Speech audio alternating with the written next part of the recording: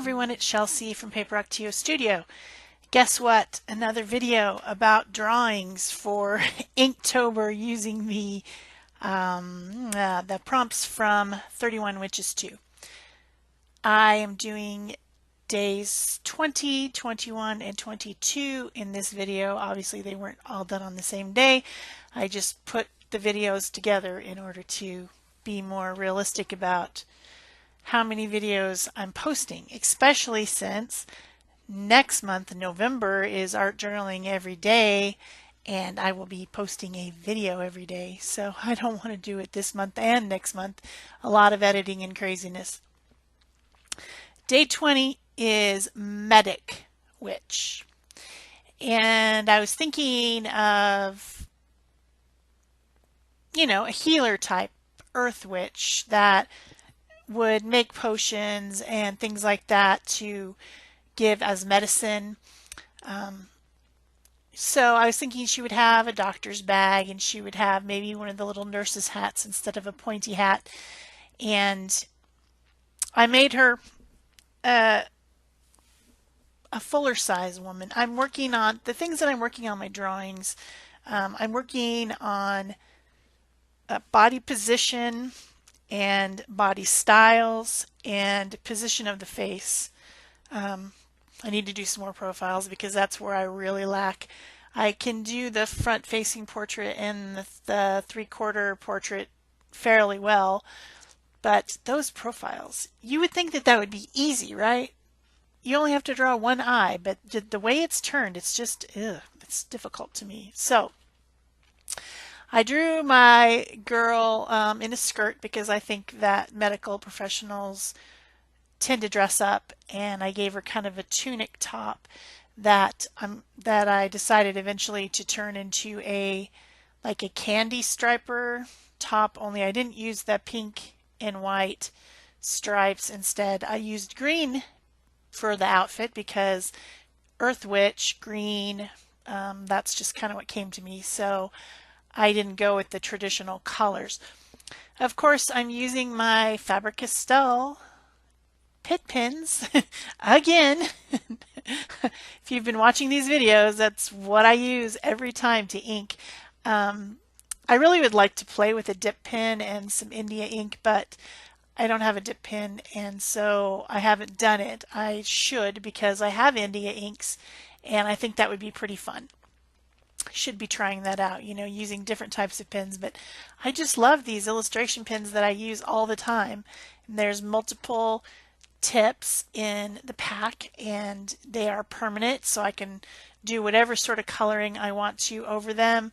I can do varied line weight because of all the different size tips, and yeah, I like them. So that's what I've been using, but I should be playing with some other stuff. Maybe I'll go out and buy myself a dip pen or something. I don't know, maybe. Anyway, I decided to do my coloring with pan pastels and pastel pencils. I could do it all with pan pastels. Pan pastels are awesome. Can't recommend them high enough. They are so full of pigment and they're so smooth and soft. The only thing that I can say is that I'm making these teeny tiny drawings on 4.5 by 4.5 inch paper, and it's kind of hard to get in to some of the tiny places. So that's the reason that I got out the pastel pencils as well to fill in those tiny places that I just couldn't reach. I've also got my Spectrafix. Right there you see me doing something that I don't normally do. I don't have really a medium tone skin tone to do my shading with, so I mixed the kind of rusty color with the color that I based everything out with on the skin tone right there on my paper. I just mixed the two together and used that as my shadow, and it worked out really well. I have all these pan pastels. They came in a set.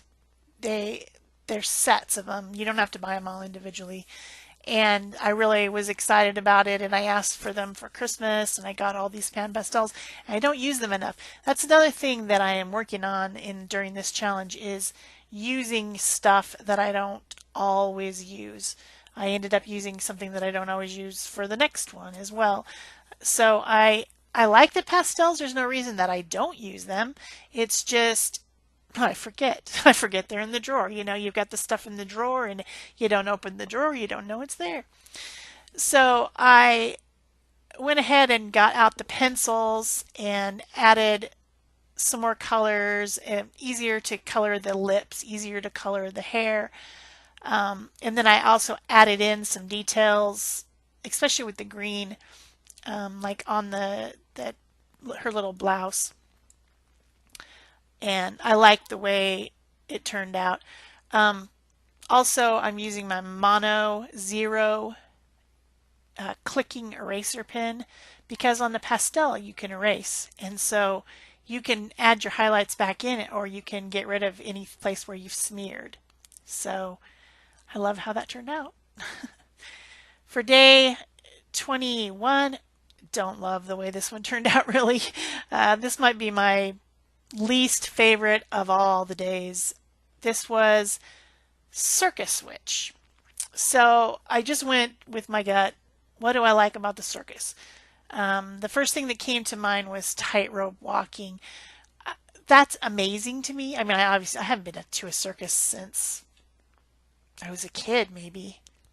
I don't think I took my son to a circus. I don't recall doing that.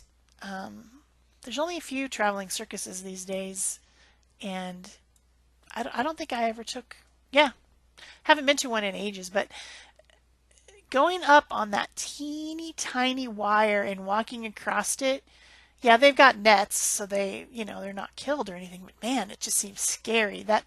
I'm scared of heights. I don't like them at all. I mean, I'm not like so scared that I'm panicked and will freeze up or whatever, but don't like it. Do not like it. I would prefer to just be down on the ground where it's safe. So, that was what came to mind. But then the second thing that came to mind was clowns, which alternately amuse me and terrify me. It depends on if I have to interact with it or not. It like when they put themselves in cars and act silly and that type of stuff, that's funny. But to have one up close to me, I don't really care for them because, and that's been my entire life. I think it's because the makeup covers up the facial, like even if they frown, they're smiling, and it's weird. It's weird. And the makeup is so intense with a grease paint that you really can't see their facial expressions. So they seem to be hiding something and they seem to be, I don't know. I don't know. I just don't really like them that much. But I decided to make my tightrope walker witch also kind of a clown just because I think that in the circus you need to like have loud costumes and loud makeup and really be visible. Like if that person's up tightrope walking, they want to be um, in a costume and with sparkles and so that you can see them. So that's why I decided to make her a little bit clownish. But she's wearing a unitard and then a tutu and some type of a something around her neck, like almost like a jester collar or something. I don't know. So here's where I decided to get out something that I rarely use, and that's this set of gelatos. And gelatos, just another watercolor product. That's probably why I don't use them that often. They're okay, but they're just not my favorite. I would prefer to use my Neocolor 2 water soluble pencils. I mean, not pencils, but crayons. I prefer them over these, so I don't get these out very often. But I decided to make a red and white striped background, and I thought, oh, I'll just draw the gelato on there and then blend it with a baby wipe, and it'll be stripes. But you know what? It looks not good. I should have used a stencil to make better stripes, and maybe that's what I don't like about this illustration is that the stripes are very messy. But if you had fabric, a fabric tent, it might look kind of like that. So I mean, my idea was valid. It just Didn't turn out that well. I don't like it. So then for doing the detail work, because it's again a small drawing, I drew the gelato onto my craft mat to get a little bit of the stuff. It's a soft, kind of like lipstick. It has a lipstick tube and it's got a soft product in it that's just basically some type of a pigmented paste, and you can soften it and blend it with water. So I just made them basically into watercolors and used a brush to pick it up and color my person. And then I used a white Posca pen to add some dots and highlights and things. And then I thought she has a wand that I think is what's helping her stay in the sky and not fall out of the sky. So I put some silver and gold stars.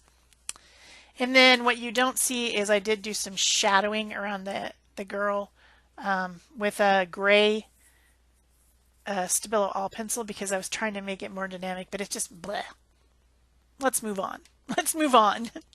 So for the next one, the next prompt, day 22, is vampire. I think we've mentioned before that I don't really do scary stuff. I mean, I can try, but you know what? I'd just rather do something cute. Vampire witch, you know, should be cute. That's what I think. Like maybe a teenager dressed up as a vampire or something like that. So I decided to put a gel print on the back because the paper was dirty and I didn't feel like filling out a background. I wanted it to be dark, like it's a dark and scary night. So I used this print, which I really love. It's got purple and gray paint and then also a little bit of tealish greenish color in it. I think it's a great print. I love it.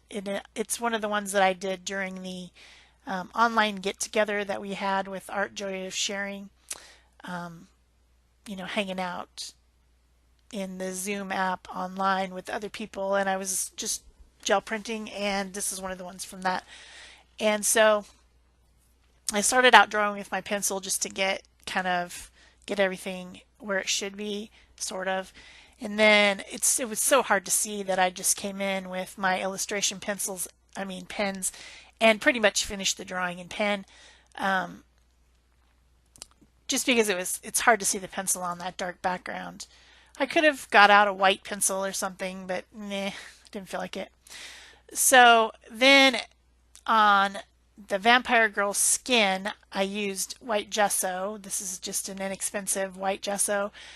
A couple coats to get the gel printed background covered up on the skin portions because I wanted them to be, light colored and not the color of the background. But then everything else is pretty much staying within the colors of the background because I really liked it. I liked that print and I didn't really want to obliterate the whole print and cover it up after I took the time to put it on there. So then I went back over after the gesso was dry. I decided to use a fine point Posca pen because it gives a little bit thicker line and it also really writes very, very well over acrylic. That's one of the real benefits of having Posca pens is that they do write so well over acrylic. So if you're a mixed media artist, that's something that's a real benefit to you. And then I didn't want to use the Posca pen inside the face because it is a little bit of a fat tip, even though it's called fine. It's a pretty fat line. So I got out the illustration pens again and used those to kind of fill back in the face.